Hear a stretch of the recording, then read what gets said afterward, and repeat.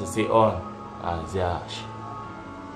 Hayi ola namhlanje ukuthi angikho right yabo bafethu, ngiphatheke kabi mfethu yabo, ngicikwe lento yabafowethu laba basemalokishini. Hayi mana ngikhali kakhulu kodwa ngiyakhala yabona nami ngila kodubani mfethu, beku-rough, bekunzima, beku-hard yabo.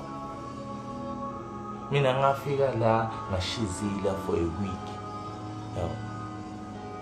Hayi ngobani mfethu kanjani, kodwa nganginemishini cause ngangazi yini yangisuse edladleni. So kumele ube nemishini mawusuka edladleni, usuke for a reason, ungamane usuke edladleni nje for no reason ngoba manje uzokufana. Ngiyangithola kurafa mfethu lama,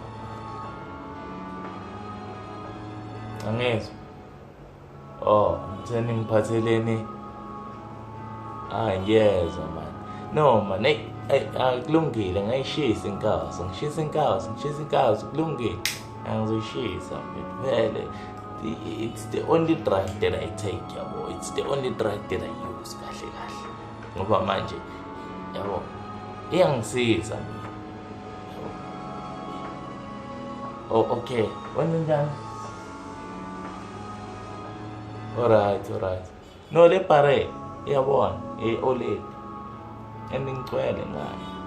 It's the only thing that I took from home, because oled ngihamba nalo all the way, and everything I'm doing it for her. Ngiyangithola motivation in me. I took something that is a motivation to motivate me to continue with my dreams and follow my mission.